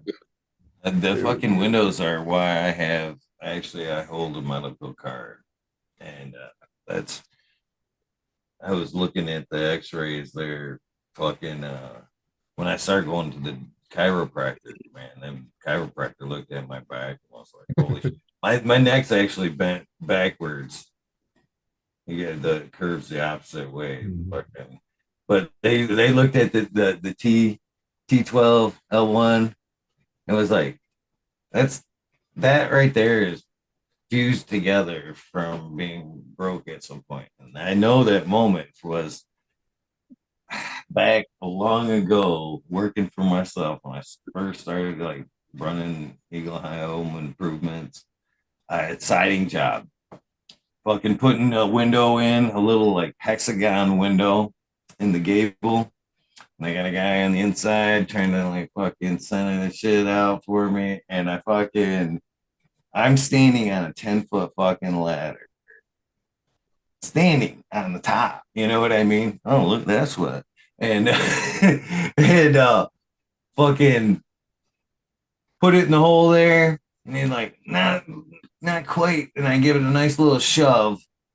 And that A-frame ladder tips over and I fall backwards and fucking like taco that fucking ladder from 10. And that's what's that's why I have my medical license for cannabis. That's what from that. It was written in the job. Huh? Yeah. We're gonna get your license this stuff. But yeah. Well, it's weird that we've done the same type of shit. I actually worked in a window and door plant that was a custom place. I loved working there. And then they sold it to these guys that wanted to do door machines and pre-manufactured windows and stuff, which that taught me how to do easy installs, you know. Yep. And so I said, fuck you to those guys and just started doing that for myself. And it was decent money. Didn't have to work all the time, man. It paid so well, which fit me perfectly because I had a garden. We were on a job it was like a big Victorian style house out here in San Diego. And it was all, wood double hung windows that the house was built with, and we were replacing them with vinyl. And they tell me, hey, we've got 11 days to do this. This is back in like, mid 90s. So we got 11 days to finish this job. It was like 70 something windows in this one house. And they tell me for every day ahead of schedule you finish, we'll give you $100. Oh, shit. I went in there and whipped that bitch out in like 3 days. Yeah, shit, I'd be working. Bonus, and they tell me, by the way, that was that's a city-owned property, and they're turning it into like a halfway house, and that was prevailing wage. So thank you. You just saved us, $2,000 in labor. And you made a ton of money. Well, I would have made more if I would have slowed my ass down and. Oh, I got you. Yeah. Dude, outside of like the getting back from like to my day, blowing through that, I've always been one to like I like to keep that slate clean. You know what I mean? As opportunity comes, I want to be able to fucking take, what comes at me and be able to deal with it. I don't like to, I get back to it or whatever, because some of the most amazing opportunities I've ever had in life is because I was ready to take care of that opportunity. You know what I mean? Yeah. Well, when you're, I don't know, the type of freelance individual work I did, I mean, you had to be like a shark in the water, ready to take any opportunity, really. Yep. And especially the more risky ones, because they paid so fucking well. And then you get to be known like, hey, well, you need to call this, you need to call Fingers, because he'll jump on this no time. It's like, sure enough, yep, Fingers to the rescue. Can I help you? Bam, And a lot of times you get paid cash, or It did. I I enjoyed window and door work because it was I knew it so well, and it was pretty probably the easier end of construction, to be honest. I mean, I've framed, I've done plumbing and all that kind of bullshit, right? Windows and doors are usually right in front of you. Right? They're not crawling Everything, into some space somewhere that's fucking detrimental to everything. all your materials are already somewhat square. Yeah, exactly. Yeah. And you get miter saw and a hammer and a belt, and you're on to the Yeah. next one, right? I mean, it was a lot of fun, actually. We had a lot of fun. I put a one time I was cutting a molding and it got jammed in my little mini table saw, and it, you know, one thing you Oh, yeah. don't stand behind when you're doing that, which I wasn't, went right through the fucking wall, man. And Taking a I, few shots to the gut from a table saw on a block. so I had to do Shit some hurts. sheetrock work eventually as well, which sucked. Job sites are dangerous, man. Not everybody's looking out for your ass, and you kind of Yeah. have to have eyes behind your head, and um, 90% of the time, you're not watching out for yourself. That's where the fucking injury comes from.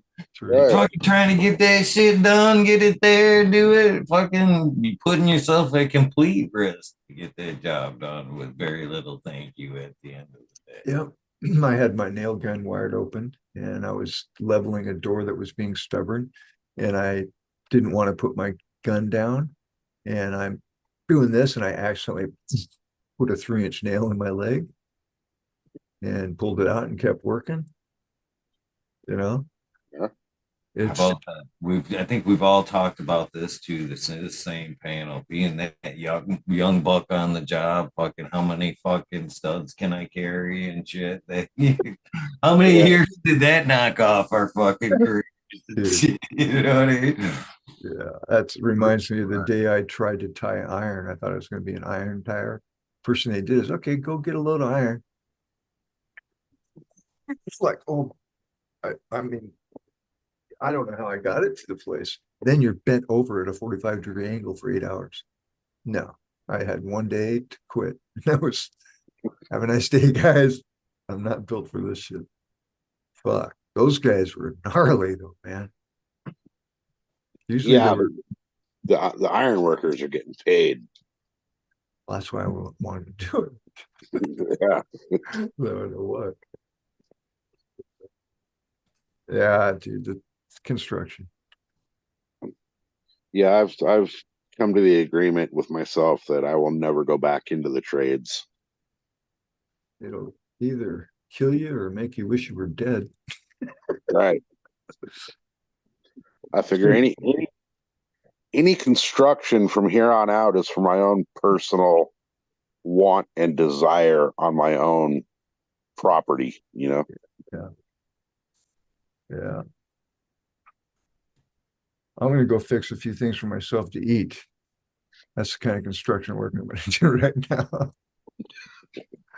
So thanks for letting me hang with you guys. Appreciate it. Cheers to the weed nerd world. Eagle, keep rocking, brother, in SoCal. Press that button a few times for me, will you? Oh hell yeah. Cheers, Hold dude. on, I got it right here somewhere. Yeah, let's hear it once. Give me 2 seconds. I want to hear them. Everybody's going, what button? What are you talking about? So, the silent one while we're waiting for SoCal there. Is asking about Danny Boy seeds there, where Danny Boy came back. Sonny Chiba created it. I'm not sure. I mean, I was always told that the Danny Boy seeds that he went and got from Danny Boy after he passed. He had some taped to like the bottom of his desk, a stash of those seeds. And so went back and kind of went and grabbed those seeds and brought them back and then kind of reproduced and picked from the Danny Boy that he had, what he had left from his brother. I think SoCal got lost. Fucking A. And fucking incredible. Hashtag fuck you. Thanks, man. Yes, Fuck this. exactly. I guess I'm fucked again. Yeah, Bing has sent me that a while back. Why don't you go outside and play hide and go fuck off? It's fucking funny. Is that just like a soundbite app? No, it's just like, you know, the little remember the old school Staples commercials where they're like, oh, just press the easy button. It's that, but it's just, you know, every press is a different fuck off type of thing. I'm just reading here, chat. They're asking about the dioxide. Dioxide, him and dioxide had fallen out over Slimer, the Slimer cut, and then as the soil thing kind of went in, they had a falling out over it. the actual soil, the pre-mixed super soil, was kind of a bad spot. I think Badger was one of the only people that was really super loyal in that aspect to sub. Well, I mean, you're still here, but you know, I mean, a lot of the you know, Prospect and Dioxide and all those guys, they all kind of just shit on him. Prospect had some trouble, the first Prospect, and then he just couldn't do it, and that's Prospect. Man, there was some shit. If you guys, this is in.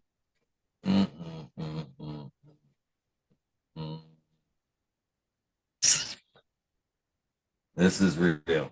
And I probably take a lot of shit for this right now.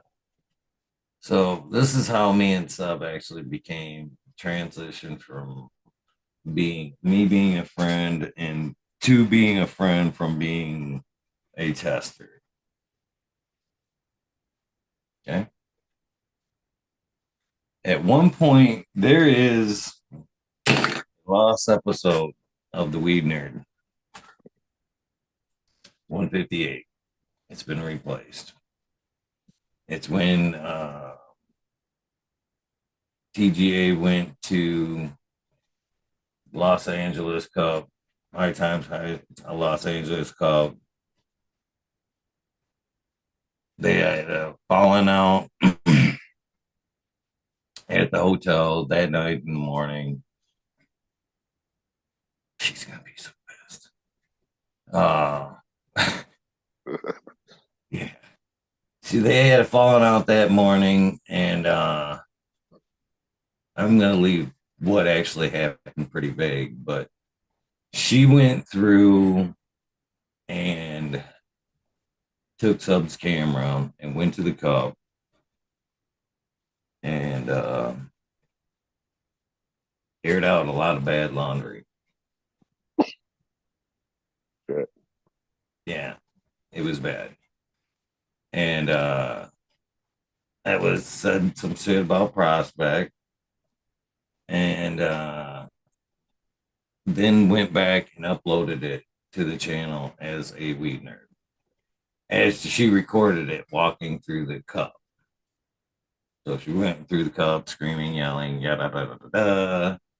Then took the footage and recorded it, or uploaded it to the channel as a Weed Nerd. It was on the channel for probably about 3.5 hours. I watched it twice.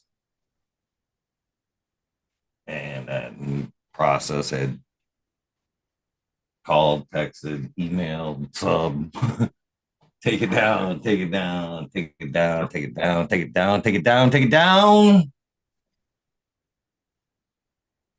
And it was taken down. And he had very much thanked me for, giving him a heads up as soon as I did. And thus started a friendship other than cannabis, kind of relating to, our, personal lives, what was going on. You know, it was weed, but you know, I've said it a lot of times. We and Sub talked about a lot of shit other than cannabis, and the trials and tribulations of what happened then. It started then. You know, obviously, I'm, you know, recovering from a very long term marriage that didn't work out for me. So that we had some similarities there, and I kind of looked to him for advice. He looked to me for advice on a lot of shit, and you know, we talk weed, we talk bullshit, we talk how to fucking stay sane. You know what I mean? So this whole thing with sub and whatnot, and he was a good friend. He was a fucking personal friend of mine. You know, that was no bullshit. And I don't, you know, so that was, you know, that was my transition from being a long-term tester to being a good friend of his. And, you know, he loved Joe through it all. I can tell you this 100% to the day he died, that man loved it. She hates to hear that as well. I told her that to her, you know, well, whatever. It's whatever. That's none of my business. But, you know, that was, you know, I talked life with Sub. I talked about the shit he was going through. I couldn't, all that shit, the craziness, the people talking shit about him, you know, after he got off them fucking lives, I'd be like, dude, how can you bring this onto yourself? How can you fucking deal with it? After you shut this off, how you fucking deal with all these people talking shit about it? Talking about me. It's advertisement. That's how he justified all them people talking shit about it. Airing his life out there. It was all brutal. It's brutal. And it was brutal for him behind the scenes. There was definitely the weed nerd, and then there was Monty. And Monty honestly had a huge heart. He'd talk shit, tell you to fuck off, whatever. But behind the scenes, he wasn't like that. He had a huge heart. He'd help out most people. Yeah. You know, the whole thing about, you know, him actually sending people seeds and reading, he read every one of them fucking emails. And if you know, that was no bullshit. If you need seeds, he emailed out seeds. But that was the transition from, you know what I mean? That's me and Sub became friends. And it gives me a nice little transition into something else, I'd say, you know. Last couple of years, I have shut down my garden, went through a bunch of shit, turned inwards, and I think I've taken a lot of heat behind the scenes from a lot of weed nerds, from not being in these Discord chats and being, you know, more vocal. But unless the God's honest truth, you know, off camera, whatever, I don't talk a lot. I get shit from people that love me that I don't, you know, days like today, let it build up, you know. But it isn't personal. It isn't nothing towards, you know, community or whatever. That's just me. I've always been, you know, a person with very few words, and I've always chose to work inward for one reason or another. But Sub was a person that I did talk to quite a bit. And that's why I to this day, call it weird, whatever, but I still got all the emails, all in Texas. It's not weird at all. You know. But I do miss Sub. And this time is always weird for me. You know, I actually took this run the day after he died, the third, and it's funny because I just had this feeling like he was gonna be there. He's gonna be there with me. You know what I mean? This one's This is gonna be a good one for me. I don't expect a place, whatever, but I feel like he's gonna be with me. Oh, he is. I mean, look at it. Look at Linda now. He's been there every step of the way. If you think about it, you're out, you know, without Sub and his influence. I mean, I don't know if you would be doing all the shit you're doing with, like, you know, going to events and all that, you know, your show. I mean, shit, we're here talking because you filled a void that was, you know, needing to be filled for a lot of people by stepping in where he left off. I needed it. And see, that's where I got, you know, a lot of that was I lost. I near, you know, I've said this on air too, and that's no, I nearly shut down. I nearly shut down. I was working on the other project, and I was already kind of done, and then Sub passed, and that was, I can't express the grief I had.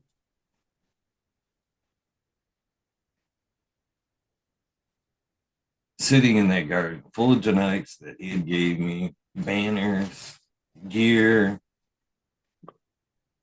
all kinds of stuff. I literally have tons of stuff that man gave me. Home doors he's opened up for me. Oh, and just a fucking, like I said, a friend. You know, I was going through, and he was going through a very hard time.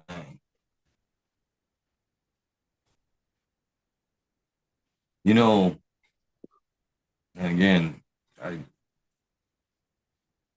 I'll leave the names nameless. If you know, you know, you know, okay?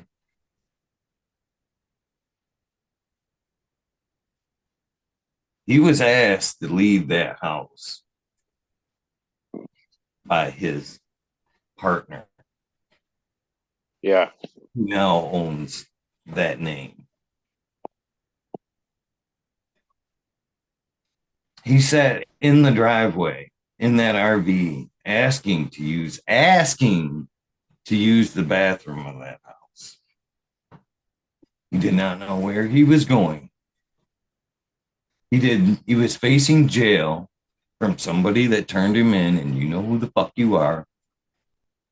We all know who it was. You watch this motherfucker. I know he watched.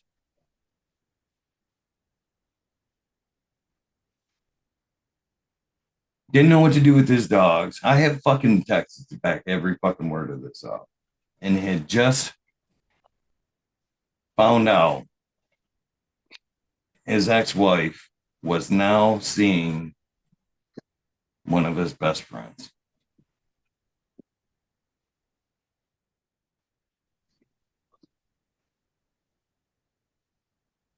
Yeah, I remember all that shit.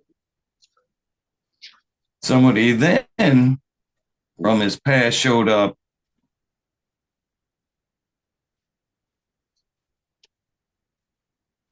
and didn't necessarily help him out in a bad state.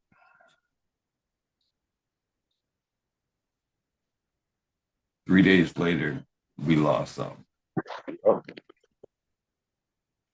You know, I kind of from the whole get-go with, you know who you are because you've watched the show as well.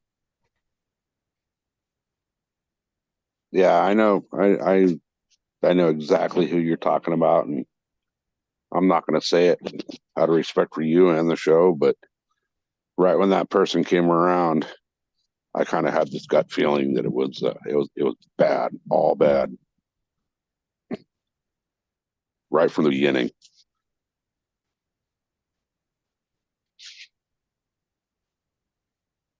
I do miss that man. And I was honestly supposed to go out there in December. Told him I couldn't make it out there, that I would try to be out there in January. And couldn't make it. We were going to fucking head out towards Oklahoma and try to reestablish the dank out that way. But this is the way things play out. You know what I mean? So, Yep. when we talk about this and bring him up, I have a lot of baggage with all that shit. So, and again, with this coming up, passing, I've spoke, off scenes about this. It's, this is a toughie for me. I'd rather celebrate his birthday than his passing. His passing is fucking brutal for me. It's I got to think about somebody I miss dearly, and it's tough to celebrate that. It's nice to hear the stories, but You have to actually have to deal with it. Yeah. that's we lost it, man. It's not the day. Tough. It's tough. Well, again, yeah, that's why I took a knee last year. That's why I didn't show up, man. And again, that's why I get edgy with that shit, man. I get edgy with that because I see people, I posted things over the years, on his birthday, his passing. And then I see people pick that up and echo it, you know what I mean? And some of them I know aren't even with, you know what I mean? You aren't even good terms with it. Yeah, yeah. You know what I mean? So it really, that should, yeah, it really gets to me. So whether or not I just last year I didn't want to deal with it. It was too tough. And I don't know if there'll be something this year. To be honest with you, I know I've been asked a couple of times. I pawned around, I kicked it around, and it's There's no reason to rehash it. That's all it does. Is it just rehashes it when everybody brings it all up. And that's another thing too, to be real about it. So Cal is, this right here. How many times have anybody, I challenge anybody out here, how many times have I promoted this? How many times do you see me out on other shows promoting this or myself? Right. You're right. This has always been and can continue to be not about me. I'm not trying to make a buck. I'm not trying to make a living. I'm not trying to carve out a name. This was always about filling a void from I was everything everybody else is here, and I still am the same person that I was then. I yearned for the fucking thing to fire up, for sub to fire up, so I could have these people to talk to and talk to them. I was lucky enough I had the fucking phone number and could deal with them outside of that. But I used to, I was always there. I always put my shit down. How many of us were fucking guilty for falling behind in our gardens because we sat there on our phones and got high with a sub when we should have been doing garden work? Yep. That alert went live, that sub was live, and everything you were doing dropped. So yeah, when he passed and I was done on cashing in the chips on the other shit, I didn't have, I was my outlet was very, very quickly snuffed out. So that was just to keep the outlet going, reaching out, I got a lot of thank yous for that, but it was very personal, man. This endeavor was my outlet, you know what I mean? You people that watch this and continue to do this and share and come on, and this was a community thing to survive, man. We all got through COVID through this, and it was every bit as much of an outlet for me as it was for you. Everybody that watched this. And all I did was show up, basically, and try to keep selfishly, the thing I love a lot. But again, I challenge anybody to tell me that I'm doing this to fucking for whatever. I don't make a dime out of this. Fuck. There's times where I fucking haven't even struggled to fucking do anything but keep the internet on. So I can fucking do this in the last 2 years. You know I'll what tell you what, though, Eagle. I don't think there's anybody out there that's giving away at their own expense more seeds than you have. You know, with the help of a lot of people, a lot of cool fucking people. But you're right, that's a dead free, and I don't care about that. I take a lot of shit from people about that, not caring about the money or money in general. I just literally, this plan is everything. You know what I mean? If you guys really knew the story, and someday I'll fucking tell that shit. But cannabis, and I've seen cannabis from the time my eyes have opened. I've used it. It's been the backbone. I've sold the shit to live. I've used it to fucking deal with cope, mentally. I've used it for medicinally. Growing it changed my life. Gave me new friends. I've walked through fucking 51 years now and have been forced through jobs, education, whatever, to be around people. And I've met a fucking shit ton of shitheads throughout my life. But the people that I've met in subs channel, chats, this thing are some of the best people I've ever met in my fucking life. And some of the best people I would call friends, even though I've struggled to call friends.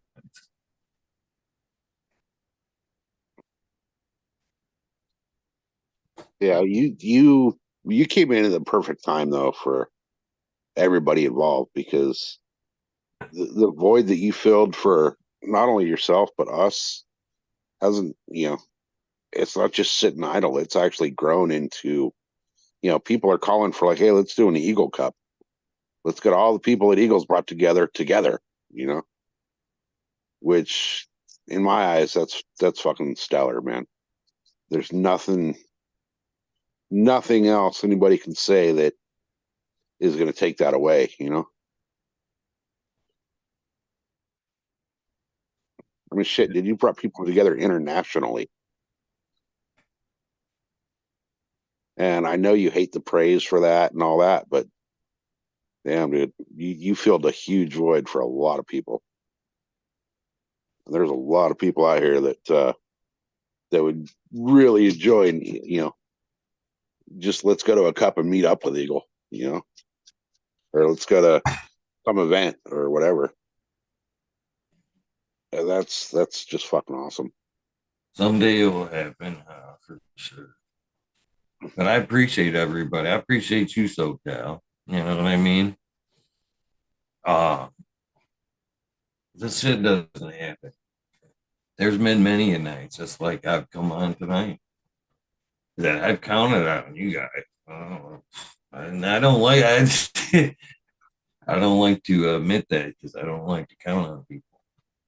I just want to, I'm very strong-willed. I will struggle severely before I let somebody else. And Yeah. But you guys want nights tonight, like when I'm locked, which seems to be a little bit more frequent.